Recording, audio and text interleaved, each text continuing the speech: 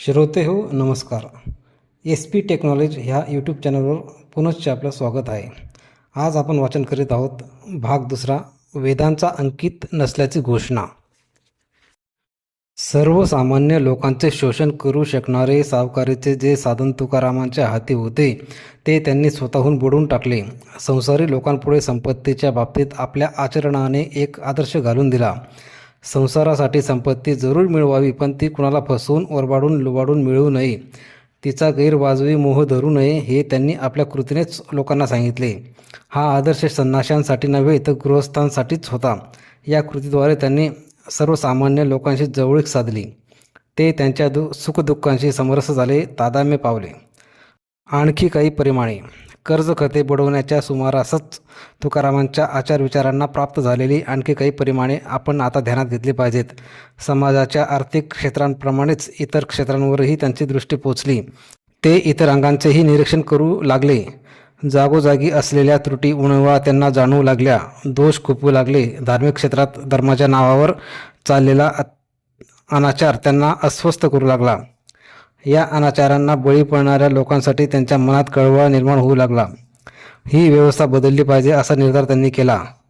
अन्यायाला बळी पडणाऱ्यांना आधार दिला पाहिजे आणि अन्याय करणाऱ्यांना वठणीवर आणले पाहिजे असा निश्चय त्यांनी केला. त्यांच्या आयुष्यात घडलेली दुसरी गोष्ट म्हणजे हे अनुभव त्यांनी बोलून दाखवायला सुरुवात केली. त्यांचे उत्स्फूर्त उद्गार लोकांच्या हृदयाला भिडू लागले. हे उद्गारच त्यांचे अभंग बनले. समाजव्यवस्थेत त्यांना जे काही गैर वाटले त्या सगळ्यांवरच्या विरोधात आता त्यांनी युद्ध पुकारले. त्यांनी रात्रंदिवस केलेल्या या युद्धाचा अवघा इतिहास त्यांच्या अभंगातून व्यक्त झाला आहे. कोठे वेदांच्या आधारे तर कोठे वर्णांच्या आधारे, कोठे यज्ञयागांच्या नावावर तर कोठे ईश्वराच्या नावावर अन्याय चालल्याचे, अनाचार चालल्याचे त्यांना आढळले. आणि मग त्यांनी त्या प्रत्येक अन्यायावर, प्रत्येक अनाचारावर आपल्या अभंगांचे धारदार शस्त्र चालवले. धर्माच्या क्षेत्रात असलेल्या बहुतेक सर्व गोष्टींचे मूळ वेदादी शास्त्रांमध्ये रुजलेले असल्यामुळे तुकारामांनी वेदांच्या बाबतीत घेतलेली भूमिका जाणून घेणे अत्यंत महत्त्वाचे ठरते. प्रस्तुत प्रकरणात आपण हेच करणार आहोत. वेदांचा ओझरता परिचय. वेद हा भारतीय संस्कृतीच्या इतिहासातील एक अत्यंत प्रभावी घटक आहे.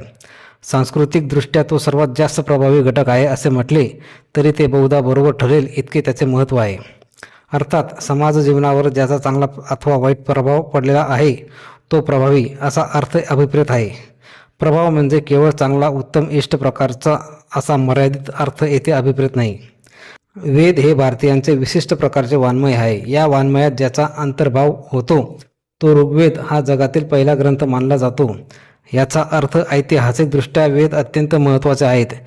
हिंदू लोकांच्या दृष्टीने वेद हे सर्वश्रेष्ठ आणि सर्वात अधिक पवित्र ग्रंथ आहेत अशी परंपरागत धारणा आहे. याचा अर्थ धार्मिकदृष्ट्याही या ग्रंथाचे स्थान असाधारण आहे.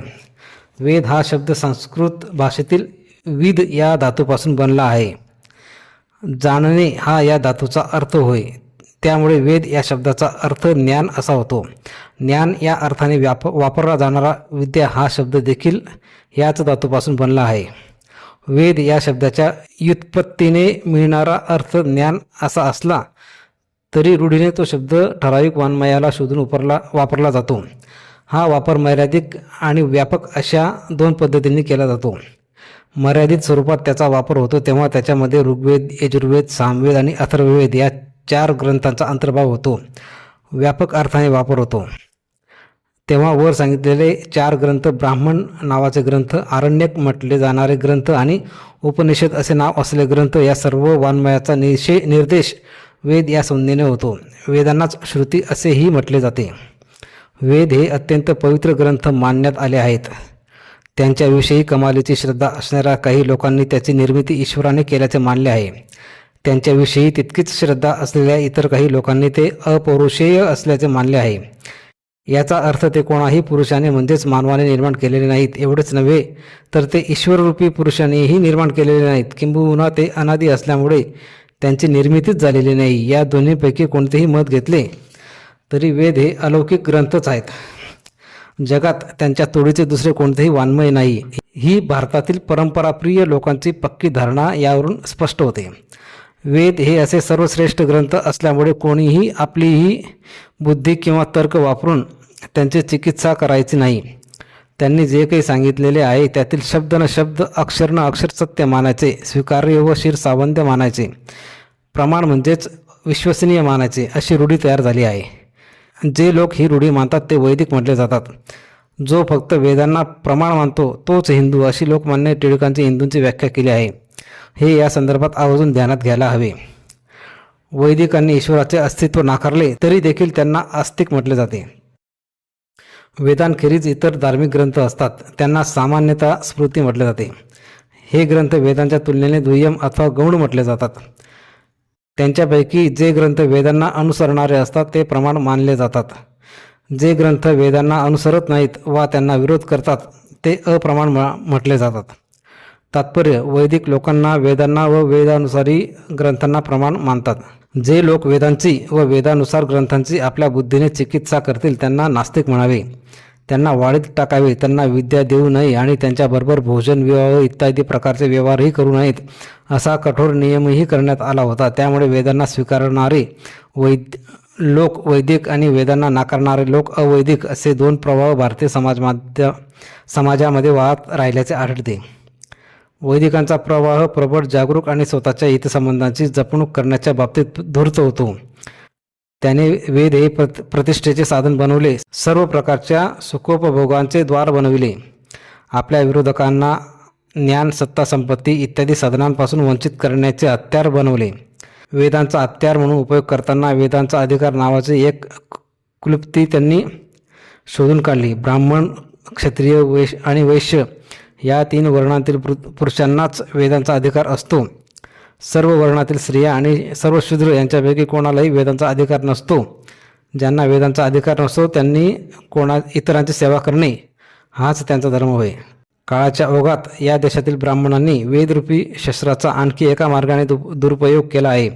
तो मार्ग त्यांनी असा मांडला: कलियुगामध्ये क्षत्रिय आणि वैश्य हे वर्ण शिल्लक राहिले नाहीत. त्या वर्णातील लोक आता शूद्र बनले आहेत. आता चातुर्वर्ण शिल्लक राहिलेले नाही. ब्राह्मण आणि शूद्र असे 2च वर्ण अस्तित्वात आहेत. याचा अर्थ असा की सर्व ब्राह्मणेतर आता शूद्र आहेत. शूद्रांना वेदांचा अधिकार नसतो.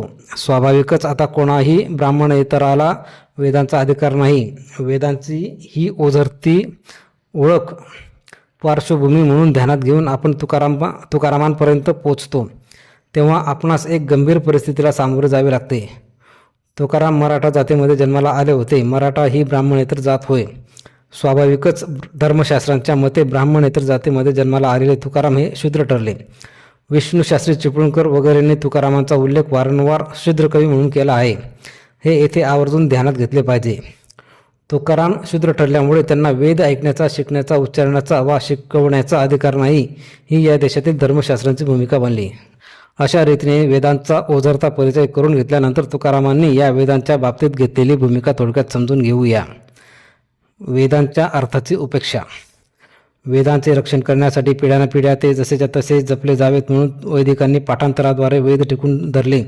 परंतु काळाच्या ओघात त्यांनी आपले सगळे लक्ष पाठांतरावरच केंद्रित केले. ते अर्थाची उपेक्षा करून केवळ घोकंपट्टी करू लागले. शब्दालाच गैरवाजवी महत्त्व आले. वेद प्रमाणाला शब्दप्रमाण अशी संज्ञा प्राप्त झाली. आणखी पुढच्या काळात तर वेदांच्या मंत्रांना अर्थच नसतो. त्यांच्या उच्चारांची शुद्धताच खरी फलदायक असते. त्यामुळे वेदांचे पाठांतर आणि उच्चारण यांचीच काळजी घ्यावी असा चमत्कारिक सिद्धांत मीमांसकांनी स्वीकारला. याचा परिणाम म्हणून वेदांच्या अर्थाची उपेक्षा झाली. वेदांनी काय सांगितले आहे याचा गंधही नसलेले लोक केवळ घोकंपट्टी करून स्वतःला वैदिक पंडित, विज्ञान ज्ञानी, आत्मज्ञानी वगैरे मानू लागले. पोकळ शब्द ज्ञानाच्या जोरावर स्वतःला पंडित समजणारे हे लोक आपल्या पोकळ विद्वत्तेची घमेंड बाळगू लागले आणि इतरांना हिणवू लागले. आपल्या अवतीभोवती चाललेला हा प्रकार म्हणजे खऱ्या ज्ञानाचे विटंबना आहे हे तुकारामांनी ओळखले. नुसते पाठांतर हे कसे निरर्थक आहे, हास्यास्पद आहे हे त्यांनी अनेक अभंगातून दाखवून दिले. अर्थाला जसे महत्त्व असते तसेच शब्दांनाही काही महत्त्व असते आणि शब्दांचे हे महत्त्व स्वतः तुकारामही जाणत होतेच. अर्थाची पूर्ण उपेक्षा करून शब्दांच्या घोकंपट्टीकडे वळू नये एवढेच त्यांचे म्हणणे होते. शब्द ज्ञाने देवा नाश केला. शब्द म्हणजे रत्ने, शस्त्रे, जीवाचे जीवन एवढेच नव्हे तर शब्द म्हणजे साक्षात देव असे म्हणून शब्दाचे महात्म्य अचूकपणे सांगणारे तुकाराम शब्दाच्या मर्यादाही फार उत्तम रीतीने जाणत होते असा याचा अर्थ आहे. आणि वेदांच्या पाठांतराविषयी त्यांनी घेतलेल्या भूमिकेवरून हे उत्तम रीतीने स्पष्ट होते. शब्द अत्यंत सामर्थ्यशाली असतो हे खरेच आहे, परंतु शब्दाचे हे सामर्थ्य केवळ त्याच्या स्वरूपातून शब्दत्वामधून शब्दरूपातून निर्माण होत नाही. त्याचे सामर्थ्य केवळ सहकार्यातून निर्माण होते. शब्द सकस बनतो तो अर्थाच्या आशयघन कसदार गाभ्यामुळे होय. वैदिक शब्दांच्या बाबतीतही तुकारामांनी नेमकी हीच भूमिका घेतली. वेदांचा अर्थ न जाणताच त्यांचे नुसते पाठांतर करणे, घोकंपट्टी करणे व्यर्थ आहे असे त्यांचे म्हणणे होते. एका अत्यंत प्रभावी अशा अभंगात त्यांनी म्हटले आहे, अर्थाविना पाठांतर कशाला बरे करावे, उगाचच घोकून कशाला बरे मरावे. घोकून काय उपयोग, लगबगीने अर्थ पाहावा, अर्थरूप होऊन राहावे. ज्याला अर्थ कळालेला आहे त्यानेच बोलावे. तुम्हाला अर्थाची जाण नसेल तर तुम्ही कोणतीही गोष्ट बोलू नका. आणखी एका अभंगात ते म्हणतात, हे दुष्ट लोक ग्रंथांचे अर्थ जाणत नाहीत. ते विषयोपभोगाच्या बाबतीत अनिर्बंधपणे वागतात. ओझे वाहून काटे खाणारे उंट. जोपर्यंत अंतःकरण शुद्ध होत नाही तोपर्यंत भराभर केलेले पाठांतर व्यर्थ आहे. हे सांगून एका अत्यंत मार्मिक उपमेद्वारे त्यांनी भावशून्य पाठांतराची निरर्थकता दाखवून दिली आहे. घोडे काय थोडे ओझे वागवते का, असा प्रश्न ते विचारतात. घोड्याने पाठीवरून कितीही ओझे वाहून नेले तरी पाठीवरील धान्य वगैरेचा प्रत्यक्ष त्याला जसा काहीच उपयोग होत नाही, तसेच शब्दांचा भाव समजून न घेता पाठांतर करणे हे निरर्थक आहे असे ते म्हणतात. पाठांतर करणारे लोक ज्ञानाचे आंधळे भारवाही असतात असेही त्यांचे वर्णन आणखी एका अभंगात त्यांनी केले आहे. आणखी एका अभंगात अशीच उदाहरणे देऊन त्यांनी नुसते पाठांतर करणाऱ्यांचे भारवाहित्व स्पष्ट केले आहे. बैलाच्या पाठीवर साखरेच्या गोण्या असतात, पण शेवटी त्याला स्वतःला मात्र कडबाच खावा लागतो. उंट आपल्या पाठीवरून मालाच्या पेट्या वाहतात, पण त्यांना खाण्यासाठी मात्र फक्त काटेच मिळतात. ज्याला साखर वगैरेंचा लाभ होईल त्यालाच त्याची गोळी चाखता येते. इतर बेचारे मात्र उगाचच शिंकतात. नुसती घोकंपट्टी करणाऱ्याला एका अभंगात त्यांनी चांगलेच खडसावले आहे. तू मोठभर पुस्तके कशाला घेत आहेस, ती पुस्तके घोकता घोकता तुझा हृदयस्फोट होईल, पण तुझ्या हाती काही लागणार नाही असे त्यांनी म्हटले आहे. अर्थ न जाणता केलेले पाठांतर हे पोकळ शब्दज्ञान आहे अशी त्यांची भूमिका होती. अशा शब्दज्ञानावर आणि शब्दज्ञानाच्या जोरावर पंडित म्हणून मिरवणाऱ्यांवर त्यांनी फार कठोर टीका केली आहे. पाठांतरामुळे मनुष्य ज्ञानी वा विवेकी न होता केवळ वाचाळ होतं असे त्यांना वाटते. शब्द ज्ञानाने नाश केला आहे असे ते म्हणतात. तू जरी पंडित असलास तरी तू केवळ शब्दांचे पांडित्य करीत असल्यामुळे हे खऱ्या ज्ञानी माणसाचे लक्षण नव्हे असे एका अभंगात त्यांनी सुचवले आहे. आणखी एका अभंगात ते म्हणतात, स्वतःला पंडित म्हणून घेताना त्याला मोठे सुख वाटत असले तरी त्याचा काय उपयोग, ते वेद पठण वाया गेले असेच म्हटले पाहिजे. तो दुराचारी मनुष्य वेदांनी सांगितल्याप्रमाणे करत नाही, समब्रह्म जाणत नाही, खरे मोल मुलांना असते आणि मिथ्याबोल हे फिके असतात, शब्दांचे पोकळ बळबळ निष्फळ असते इत्यादी प्रकारचे विचारही त्यांनी व्यक्त केले आहेत. पोटावर चिरगुटे बांधणारी वांज स्त्री. शब्दज्ञानी मनुष्य आपण ज्ञानी असल्याचा आव आणत असतो, पण त्यामुळे तो समाजात हास्यास्पद होतो. हे तुकारामांनी 2 अभंगात अत्यंत नाट्यमय पद्धतीने दाखवून दिले आहे. त्यापैकी एका अभंगाचा आशय असा, एका वांज स्त्रीने पोटावर चिरगुटे बांधून पोट वाढवले आणि आपण गरोदर असल्याचा बोबाटा लोकांमध्ये केला. डोहाळे लागल्याचा खोटाच प्रकारही केला. प्रत्यक्षात तिच्या स्तनात दूध नव्हते की पोटात पोर नव्हते. अखेरीस वांजपण हेच तिचे वास्तव होते, पण तिने लोकांमध्ये स्वतःची फजिती मात्र करून घेतली. वांज स्त्रीचेच उदाहरण घेऊन ते दुसऱ्या एका अभंगात म्हणतात, एका वांज स्त्रीने पोटावर चिरगुटे बांधून गरोदरपणाचे लक्षण दाखवले. त्याच पद्धतीने शब्दज्ञानी लोक आपले ज्ञान पोटासाठी विकून चावटपणा करतात. शब्दाचीच कडी आणि शब्दाचाच भात असे अन्न जेवून कोण बरे तृप्त झाला आहे. कागदावर साखर असा शब्द लिहून चाटला असता तो शब्द काही मधुर चव देत नाही. या शब्दज्ञानी माणसाची महंती जळो. या मुरदाळाच्या मनात लाज लज्जा नाही. व्यंध्येने केवळ गरोदर असल्याचेच नव्हे तर बाळंत झाल्याचेही सोंग करावे, तशी स्थिती अनुभव नसलेल्या शब्दज्ञानांची असते. हे एका अभंगात त्यांनी प्रभावी रीतीने मांडले आहे. ती गदळी बाळंत न होताच बारसे वगैरे मंगलविधीचे चाळे करीत आहे. इतर बाळंतिणी करतात ते पाहून तिने कशाला बरे हे विधी करावेत. साखरेची गोळी नुसती सांगून तिचा अनुभव येतो काय. जेवण न करता उगाचच कुंथून ढेकर दिल्यामुळे शरीराचे पोषण होत नाही, उलट शरीराच्या कष्टी व मलिन स्वरूपाचे प्रदर्शन घडते. हे वाचानो ऐका, अनुभव न घेता उगाचच बडबडू नका. विषारी दात सळसळले असतील. अर्थ न जाणता नुसते पाठांतर करणाऱ्या आणि अनुभव न घेता शब्दांचे पोकळ बडबड करणाऱ्या तथाकथित पंडितांवर तुकारामांनी ओढलेले हे कोरडे त्यांच्या मर्मावर जबरदस्त आघात करणारे आहेत, त्यात शंका नाही. तुकारामांचे या अर्थाचे अभंग, भजन, कीर्तन इत्यादी माध्यमातून लोकांपर्यंत पोहोचू लागले असतील तेव्हा वैदिकांच्या गोटात एक खळबळ माजली असेल, हाहाकार उडाला असेल, एखादे वादळ घोंगावत आल्यासारखे झाले असेल, यात शंका नाही. आजपर्यंत लोकांच्या दृष्टीपुढे असलेली वैदिक पंडितांची प्रतिमा अगदी वेगळीच होती. जगातील सर्व ज्ञान त्यांच्याकडेच आहे, सृष्टीचे सर्व रहस्य त्यांनाच कळतात, त्यांच्या मध्यस्थीमुळेच देवांची आपल्यावर कृपा होऊ शकते, किंबहुना ते पृथ्वीवरचे मूर्तिमंत देवच आहेत, इत्यादी प्रकारच्या त्यांच्याविषयीच्या धारणा लोकांच्या मनात होत्या. स्वाभाविकच समाजामध्ये त्यांची मोठी प्रतिष्ठा होती. हे केवळ आदराचाच नव्हे तर पूजेचा विषय होते. त्यांचा शब्द पवित्र मानला जात होता, त्यांचा आदेश शिरसावंद्य ठरत होता.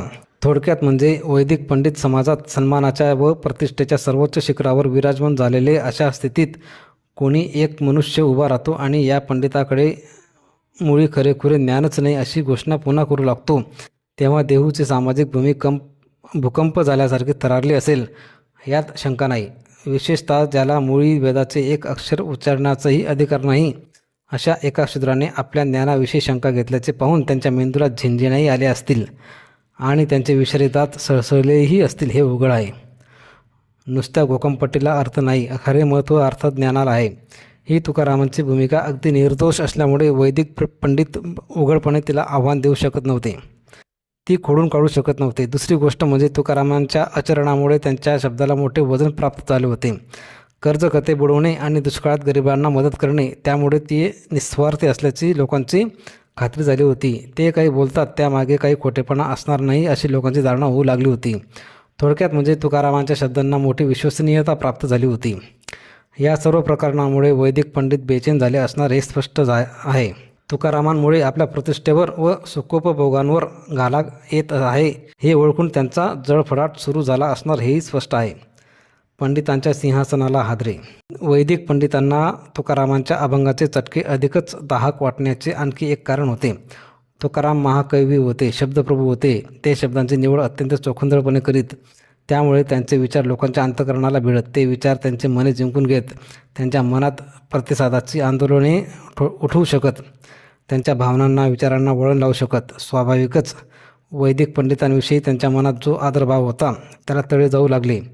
पंडितांच्या सिंहासनाला हादरे बसू लागले. तुकारामांचा एक एक अभंग पंडितांच्या कसा जेव्हारी लागला असेल हे पाहण्यासारखे आहे. घोकंपट्टी करून शब्दाचे अर्थ वाहिल्याबद्दल या पंडितांना ज्ञानी म्हणायचे असेल तर घोड्यांनाही ज्ञानी म्हणावं लागेल, कारण ते काही पंडितांपेक्षा कमी ओझे वाहत नाहीत. हा तुकारामांचा युक्तिवाद पंडितांना जरी डंकासारखा वाटला असणार.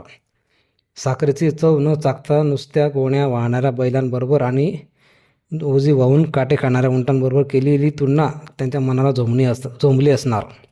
वांज असूनही गरोदर व बाळंतीण असल्याचे सोंग करणाऱ्या स्त्रियांबरोबर शाब्दिक पंडितांची केलेली तुलना अर्थाची उपेक्षा करून नुसते पाठांतर करणाऱ्या परंपरेचे वांजपण दाखवून देते आणि त्यामुळे ही तुलना ऐकून अशा पंडितांना मेल्याहून मेल्यासारखे झाले असणार. वैदिक पंडितांनी आजवर लोकांना नुसत्या शब्दांचीच कढी पाजली आणि नुसत्या शब्दांचाच भात जेवू घातला, पण हे जेवून आजपर्यंत समाजातील कोणीही तृप्त झालेला नाही. हा तुकारामांनी काढलेला निष्कर्ष जितका दाहक तितकाच सत्य आहे.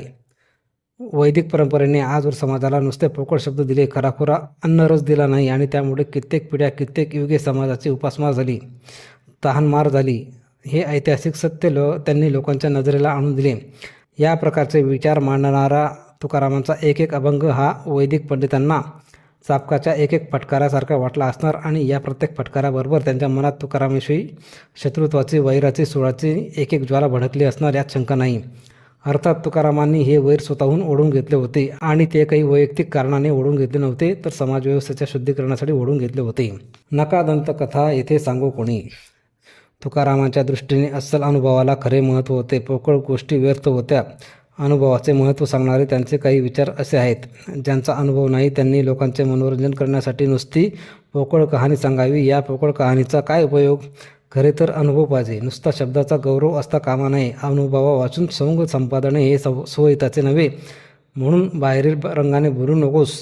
जे हिताचे असेल ते पटकन करून घे. दुसऱ्याचे पाहून मिळवलेले वरवरचे ज्ञान काय कामाचे?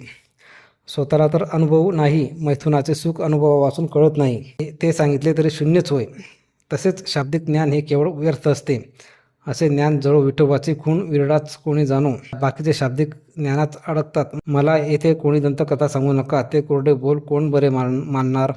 येथे खराखुरा अनुभव पाहिजे. आमच्यापुढे पोकळ थेरे चालणार नाहीत. राजहंस दूध आणि पाणी निवडून अलग करतो. असे करण्यासाठी जातिवंत मनुष्य हवा, म्हणजेच अस्सल अनुभव असलेला मनुष्य हवा. इतर गबाळांचे हे काम नव्हे. खोटारड्या माणसाने दिलेले जेवणाचे निमंत्रण जेवल्यानंतरच खरे मानावे, नाहीतर त्याचा काय विश्वास. कोल्हाटींनी आकाशात दोरीवर वगळी खेळतात, ते काय अमरपद पावतात. ढगांचे घोडे आणि योद्धे नसतात, ते काय खऱ्याखुऱ्या युद्धात टिकाव धरतात. या मतवादी लोकांचे जिणे असे आहे. ते बोलतात तेव्हाच ते तसे असल्याचे दिसते. हे दांभिक लोक आयते पक्वान्न न जेवता ताक घुसळून नाश करतात. मुलामा दिलेली वस्तू अखेरीस खरोखरच बंधनात टाकणार. अन्न खाल्ल्यानंतरच तृप्तीचा अनुभव सांगता येतो.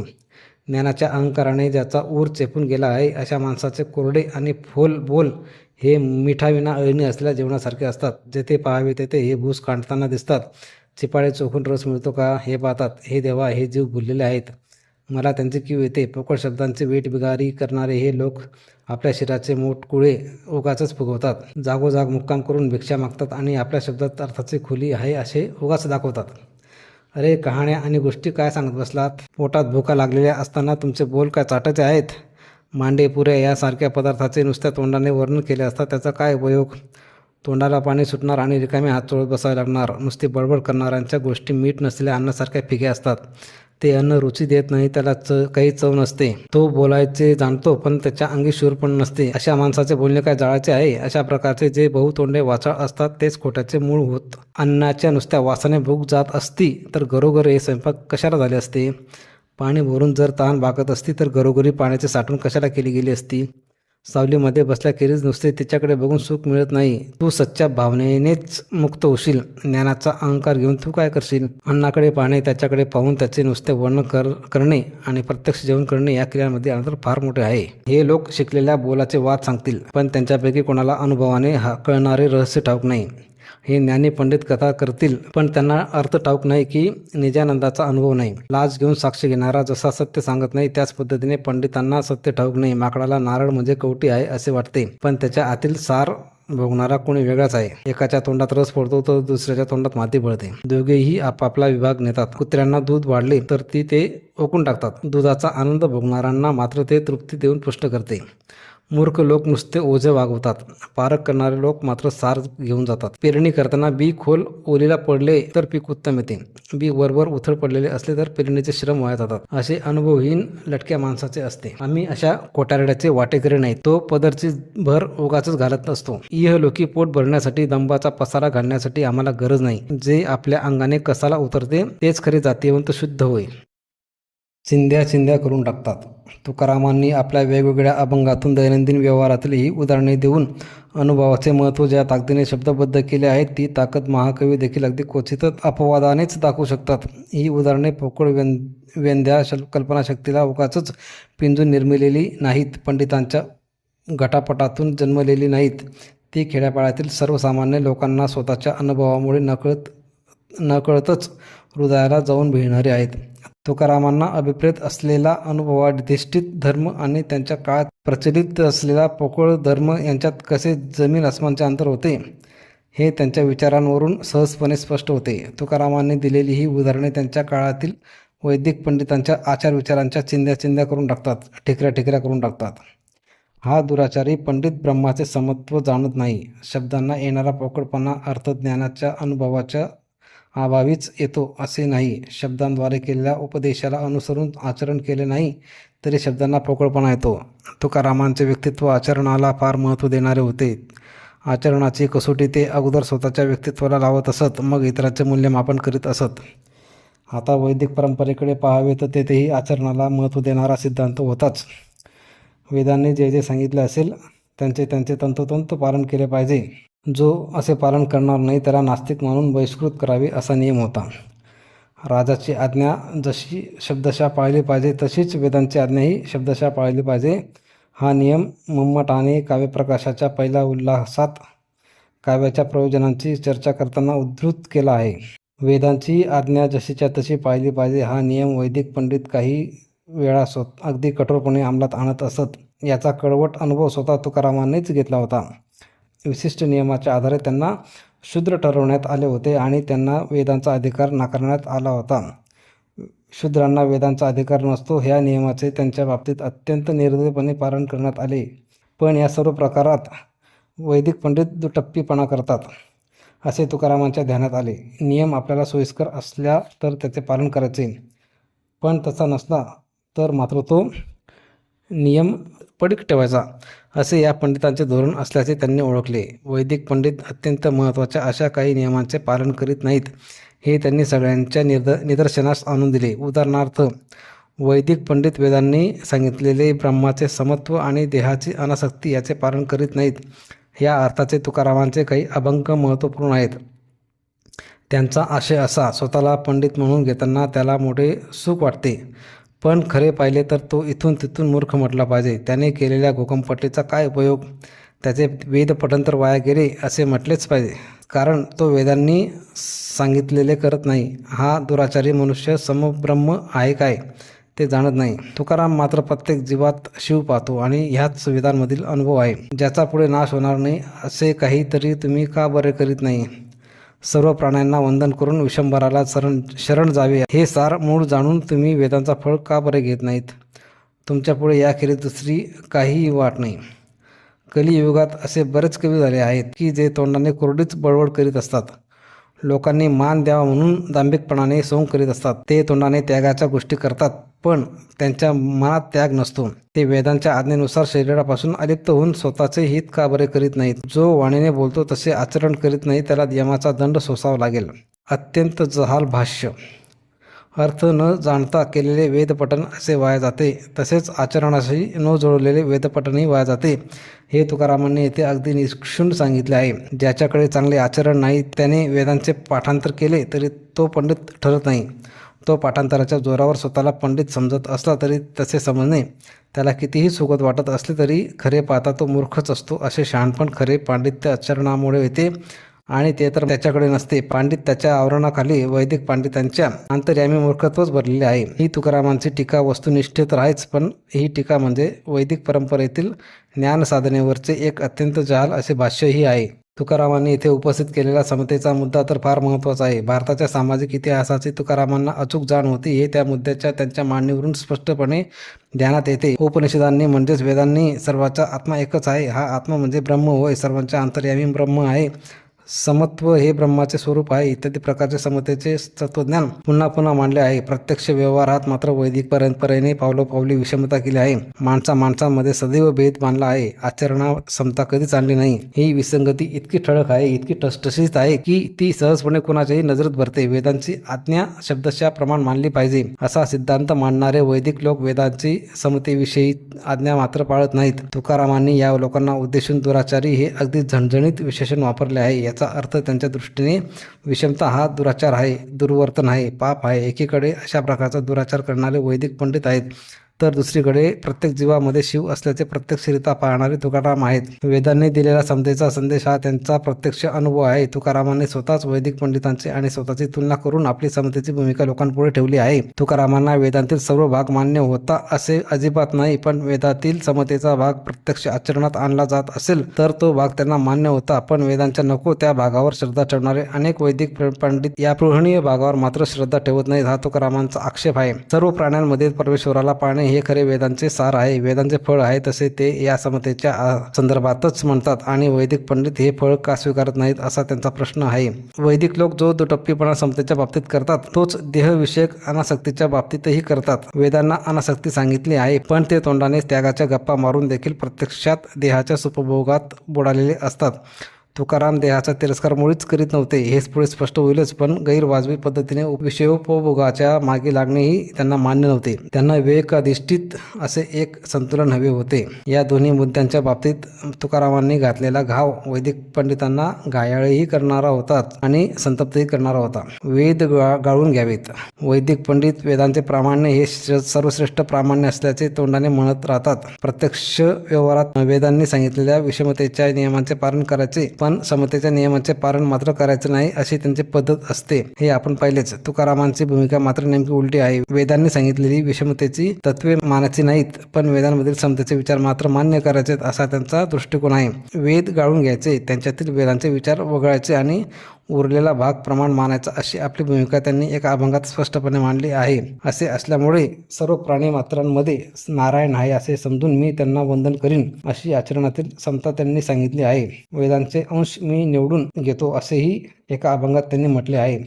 आम्ही धर्मरक्षण करण्यासाठी आटापिटा करताना तोंडाने वेदनीती बोलतो, पण आचरण संतांना अनुसरून करतो असे ते म्हणतात. याचा अर्थ वेदांचा सगळा भाग आम्हाला मान्य नसून संतांनी स्वीकारलेला न्यायाचा भागच तेवढा मान्य आहे असे सुचवतात. त्यांना अभिप्रेत असलेले संत म्हणजे कोणी भोंदू वा ढोंगी नव्हते हेही स्पष्ट करतात. अंगात विवेक स्थिरावला नसताना नुसते कर्म करण्याचे नाटक करणारा भोंदू हा नास्तिकच होय असे ते म्हणतात. अशा भोंदूंना ते संत म्हणत नाहीत. माया, ब्रह्म वगैरे सारखे वेदांतील शब्द उच्चारायचे आणि लोकांची फसवणूक करायचे हे त्यांना मान्य नाही. म्हणून वेदांची वाणी निवडून शुद्ध करून घ्यावी. धर्मठकांच्या वांजोट्या बोलण्यावर विश्वास ठेवू नये असे ते म्हणतात. याचा अर्थ वेदांना सरसकट विरोधही करायचा नाही आणि आंधळेपणाने त्यांचा स्वीकारही करायचा नाही अशी एक संतुलित विचारसरणी घेऊन तुकाराम उभे होते. पोट पोसावया तोंडे बडबडी. तोंडाने ब्रह्मज्ञानाच्या पोकळ गप्पा मारणाऱ्या लोकांवर तुकारामांचा आणखी एक आक्षेप होता. हे लोक प्रवचन, धर्माचा उपदेश इत्यादी गोष्टी पैशांसाठी, उदरनिर्वाहासाठी करतात हा तो आक्षेप होय. या संबंधात त्यांनी मांडलेली काही विचार पुढीलप्रमाणे आहेत. कलियुगात पोटासाठी खूप जण संत झाले आहेत. ते तोंडाने ब्रह्मज्ञान बोलतात, पण त्यांच्या मनात मात्र धन आणि अभिमान असतो. खराखुरा संत विरळाच असतो आणि मी त्याला लोटांगण घालतो असे त्यांनी एका अभंगात म्हटले आहे.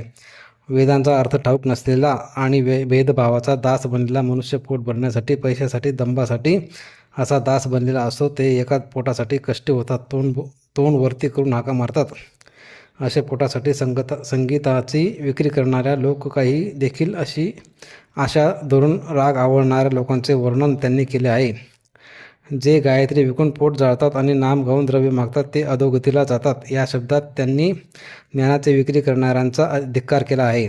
त्यांचे आणखी काही विचार असे आहेत. माया, ब्रह्म यासारखे शब्द तोंडाने उच्चारून लोकांना लुबाडणारे लोक हे धर्मठक आहेत. धर्माच्या नावावर लोकांची फसवणूक करणारे आहेत. हे लोक विषय लंपट असून कुविद्या शिकवतात. अशा प्रकारचे केवळ स्वतःच्या पिंडाचे पालन करणारे जे पोट भरू लोक असतात त्यांना नारायणाची भेट होत नाही. अहम ब्रह्म, मी ब्रह्म आहे अशा प्रकारचे ब्रह्मज्ञान लोकांना सांगून त्याद्वारे जो आपल्या पिंडाचे पालन करतो म्हणजेच आपला उदरनिर्वाह करतो त्या भांडाबरोबर बोलू नये. स्वतःचा पिंड पोसणाऱ्या माणसाने स्वतःच्या नावाखाली केलेल्या खऱ्या खोट्या गोष्टी जळून जावोत. त्यांच्या अंगी संतचिन्हे उमटलेली नसतात. तो इतरांना उपदेश करायला पात्र कसा बरे होतो? त्याला स्वतःला पोहायला येत नसताना तो इतरांना पोहायला काय शिकवणार? अशा लोकांचे दर्शनही नको. त्याला ब्रह्मज्ञान कळत नाही, आचारविचार नाही. तो खोटा व्यवहार करतो. तो द्रव्य प्राप्त करण्याच्या इच्छेने कथा करतो. त्या पापिष्टाला खायला मिळत नाही काय? तो पोट पोसण्यासाठी तोंडाने बडबड करतो. त्याची एक गोष्ट दळ नसते. जो पूजा करण्याच्या बदल्यात द्रव्य मागतो आणि शिष्यांना आपले काहीतरी सांगतो त्याच्याजवळ कसले आले ब्रह्म? तो तर अवघ्या विश्वाचा भ्रम आहे. हे लोक आपल्या आवडीचे भोजन करतात आणि त्या भोजनाचा भोग मात्र नारायणाने घेतला असे म्हणतात. जगात सगळीकडे देव आहे, वेगळे काही नाही असे म्हणतात, पण पैशासाठी डोकी फोडू पाहतात. जे कथा केल्याबद्दल द्रव्य घेतात आणि देतात ते अधोगतीला जातात, नरकवास भोगतात. रौरव व कुंभपाक या नरकांच्या यातना भोगतात. नारायणाला त्यांची करुणा येत नाही. तलवारीच्या खणगाच्या धारेने त्यांचे सर्वांग छेदले जाते. त्यांचे अंग तप्त भूमीवर लोळवले जाते. त्यांना नरक चुकत नाही. ते यमाच्या हाती सापडले आहेत. कथा आईपेक्षा श्रेष्ठ आहे. तिच्यासाठी मोबदला घेताना जो लाजत नाही त्याला भेटूही नये. पैसा देणारा व घेणाराही नाकारला जातो. जेथे कीर्तन करावे तेथे अन्नाचे सेवन करू नये. तेथील बुका कपाळाला लावू नये. तेथील माळ गळ्यात घालू नये. घोड्यासाठी व बैलासाठी दाणे वा गवत मागू नये.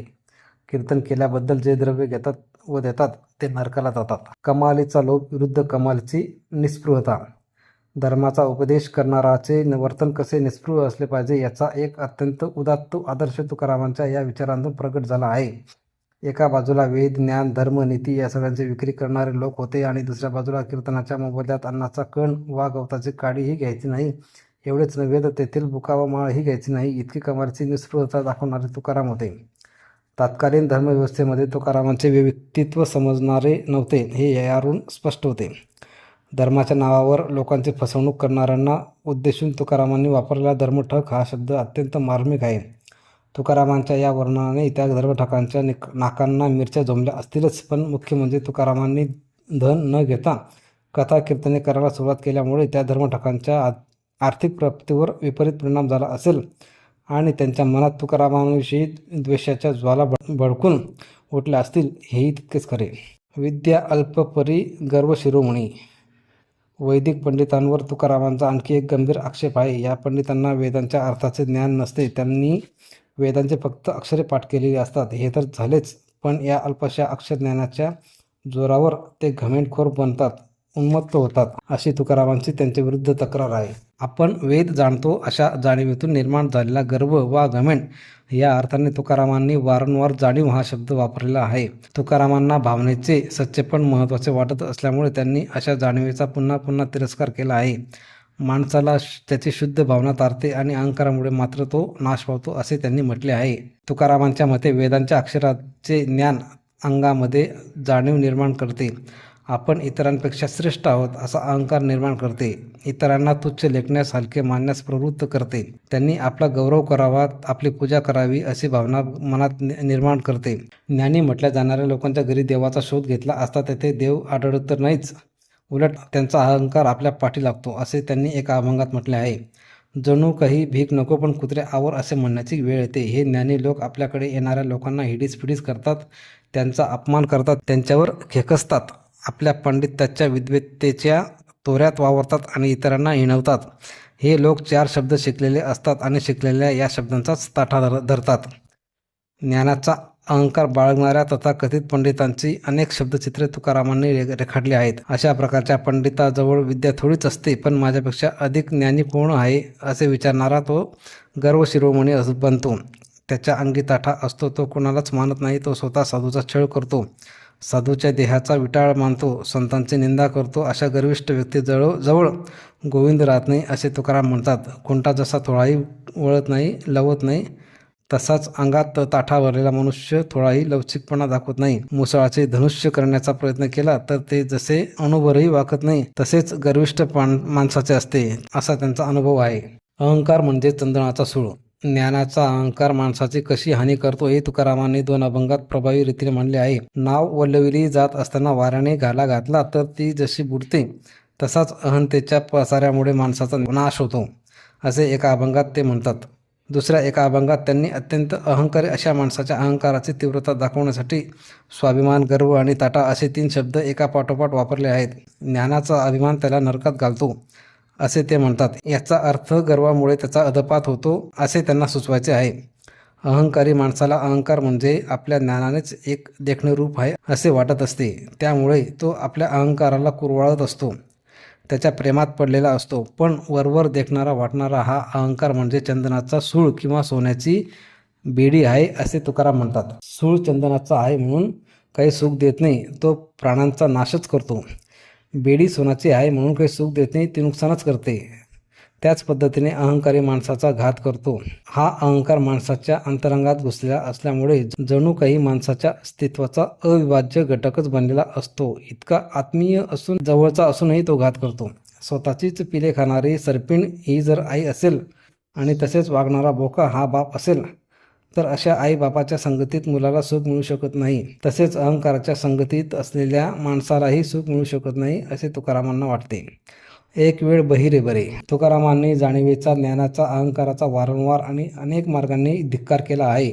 जाणीव जळो, शहाणीव जळो आणि असे एका अभंगात त्यांनी म्हटले आहे. थोरपणावर धाड पडो, अंतरीचे सर्व जाणपण जळो आणि अहंतेमधून केले जाणारे विवाद वचन जळो, असे आणखी एका अभंगात त्यांनी म्हटले आहे. अल्पज्ञानी असूनही ज्ञानाची घमेंड बाळगणाऱ्या लोकांचा उल्लेख ज्ञानगंड असा करून एक केवळ बहिरे बरे, पण हे ज्ञानगंड लोक म्हणजे निव्वळ ढोरे आहेत, त्यांनी असे म्हटले आहे. एक वेळ वेडे माणूस बरे, पण तर्कशास्त्राच्या आधारे कथ्याकूट करणारे कुडे म्हणजे वाईट जळून जाऊ, असे उद्वेगाचे उद्गार त्यांनी काढले आहेत. ज्ञानगंड माणसाला खुशाल फटका बसतो, असे ते म्हणतात. ज्ञानाच्या नावाखाली बळीच अज्ञानाचा अंधार निर्माण करणाऱ्या अभिमानाचे तोंड काळे होऊ. आम्हाला शुद्ध भावप्रिय असल्यामुळे अन्य उपचार व्यर्थ वाटतात आणि जाणीवेचे दुःख होत असल्यामुळे आम्ही अहंकारी दुर्जनांचे तोंड पाहणार नाही, इत्यादी प्रकारचे उद्गार त्यांनी अनेकदा काढले आहेत. तोंडावर फटका हाणा. अहंकारी लोकांचे चीड आणणारे वर्तन असह्य झाल्यामुळे काही वेळा तुकारामांनी त्यांच्या विरुद्ध अत्यंत आक्रमक पवित्रा घेतल्याचे दिसते. अहंता जतन केली असेल तर पठण करून काय उपयोग, असा प्रश्न त्यांनी उपस्थित केला आहे. स्वतःकडे अल्पज्ञान असताना अंगामध्ये ताठा आणि अभिमान बाळगणाऱ्या तांबिकाच्या तोंडावर फटका हाणून ते फोडून टाका, असे संतप्त उद्गार त्यांनी एका अभंगात काढले आहेत. अंगी ज्ञानपणाची मस्ती असलेल्या माणसाला गाढव समजून जेथे भेटेल तेथे ठोका, असे आवाहन त्यांनी केले आहे. जाणीवेच्या ओझ्याने सदैव बडबड करणाऱ्या ढोंगी माणसाची फजिती तरी किती करू, असे काहीसे वैफल्याचे उद्गारही त्यांनी काही वेळा काढले आहेत. अहंकारी माणसाचे ज्ञान हे कोडी माणसाच्या गोरेपणासारखे असते. ते म्हणतात, तू उत्तम वाणी बोलणारा पंडित झालास तरी काय उपयोग, फार फार तर तू मोठा अक्षराभिमानी होशील. या शब्दात त्यांनी पोकळ पांडित्याची व्यर्थता स्पष्ट केली आहे. तुकारामांनी स्वतः तर अहंकारी लोकांचा धिक्कार केलाच, पण ईश्वराला देखील या अहंकारी लोकांचा तिटकारा असून निष्पाप अंतकरणाची शुद्ध भावना बाळगणारी बोडी भाबडी नेणती माणसे त्याची लाडकी असतात, अशी त्याची धारणा होती. मला तुझ्या ज्ञानाची इच्छा नाही, कारण मी तुझे नेणते लाडके ताने लेकरू आहे, असे त्यांनी ईश्वराला उद्देशून म्हटले आहे. परमेश्वराला जाणत्यापेक्षा नेणत्याची गोडी असून तो प्रेमाने त्या नेणत्याला आलिंगन देतो, असे ते म्हणतात. ज्यांच्या मनात शुद्ध भावना असते अशी नेणती माणसे ईश्वराला फार आवडतात. हे कोळी, भिल्ल वगैरे सारख्या लोकांची उदाहरणे देऊन त्यांना स्पष्ट केले आहे. ईश्वराला असे नेणतेपण आवडत असताना बोलण्याच्या कलाकुसरी, युक्तिवाद वगैरे सारखे जाणीवेचे, अहंकाराचे सगळे प्रकार घेऊन मी काय करू, असे ते विचारतात. नेणतेपणाविषयीचे हे प्रेम म्हणजे अज्ञानाविषयीचे प्रेम नसून शुद्ध भावनेची ओढ आहे. तसेच जाणतेपणाचा धिक्कार म्हणजेच ज्ञानाचा धिक्कार नसून अहंकाराचा धिक्कार आहे, हेही येथे आवर्जून ध्यानात घेतले पाहिजे. एखादा मनुष्य पंडित असला, अनेक ग्रंथांचे वाचन करणारा मोठा वाचक असला तरी त्याला जर स्वतःचे खरे कल्याण करायचे असेल तर त्याने जाणीवेचे, आपण ज्ञानी आहोत त्या अहंकाराचे मूळ उपटून खुडून टाकावे. भावनेखेरीज जे इतर बोलणे ते म्हणजे नुसता शीण होय, आणि म्हणून आपल्या ठिकाणची जाणीव गुंडाळून ठेवून सच्च्या भावनेलाच प्रमाण माना, विश्वसनीय माना, असे तुकाराम म्हणतात. ज्याला खरा संन्यास घ्यायचा असेल त्याने जाणीवेच्या कळा तोडावी आणि अहंकाराच्या वृत्तीपासून वेगळे व्हावे, असे ते म्हणतात. वैदिक पंडितांना केवळ वेदांच्या ज्ञानाचा अभिमान होता असे नाही, त्यांना आपल्या वर्णश्रेष्ठत्वाचा, जातीचा, ब्राह्मण्याचाही अहंकार होता. त्यांनी आपल्या जातीचाही आणि अक्षरज्ञानाचाही अहंकार सोडावा आणि जातींच्या आणि अहंकाराच्या पलीकडे गेलेल्या संतांना शरण जावे, असे तुकारामांनी त्यांना सुचवले आहे. स्वतः तुकाराम पांडित्याचे वा साधुत्वाचे कोणतेही अवडंबर मिरवित नव्हते. आपण जाणीवेचे ओझे वागवित नाहीत, असे आत्मविश्वासाने ते म्हणू शकतात. ते त्यामुळेच होय. असे असले तरी आपल्यामध्ये कोणत्याही प्रकारे जाणीवेचा अंश शिल्लक असलाच तर ईश्वराने त्यापासून आपल्याला मुक्त करावे, अशी त्यांची प्रार्थना आहे. विठ्ठलाने माझे जाणते मी पण जाळावे, मी नेणताच बरा आहे, असे त्यांनी एका अभंगात म्हटले आहे. त्यांनी वाराणसी, गया, द्वारका यासारख्या वैदिकत्वाचा पगडा असलेल्या तीर्थांपेक्षा आणि एकूणच वैदिक मार्गापेक्षा पंढरीला आपलेसे केले. या मागचे कारणही इतरत्र अभिमान आहे आणि पंढरीत अभिमान नाही, हेच होय. पंढरीत कोणालाच अभिमान नाही, तेथे लोक एकमेकांचा पाया पडतात, असे त्यांनी एका अभंगात स्पष्ट केले आहे.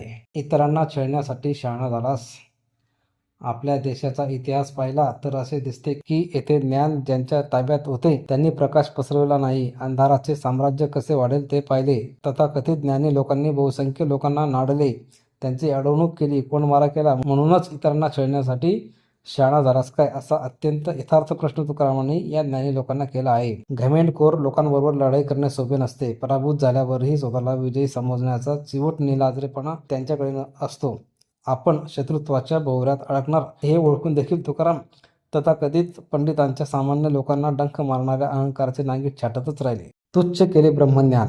ब्रह्मज्ञानाच्या बाबतीत तुकारामांनी मांडलेले विचार असे आहेत. घरोघरी अवघे ब्रह्मज्ञान दाराचे आढळत असले तरी त्यात खूप भेसळ झालेली आहे. कोणाजवळ निरे निर्भेळ असे ब्रह्मज्ञान कणभर जरी असले तरी मला दुर्बळाला ते द्या. त्याच्यामध्ये आशा, तृष्णा, माया कालवलेल्या आहेत. त्यात मिसळलेला दंभ दुरूनच दिसत आहे. त्यामध्ये काम, क्रोध व लोभ यांचे कालकूट वा जहाल विष मिसळल्यामुळे त्याचा खूप त्रास होत आहे. अशा प्रकारच्या ब्रह्मज्ञानामुळे काहीही हाती लागत नाही. अमोल आयुष्य मात्र उगाचच वाया जाते. घरोघरी ज्ञानाच्या गोष्टी चालल्या आहेत, पण त्यापैकी कोणाचाही सत्याशी मात्र गाठ पडलेली नाही.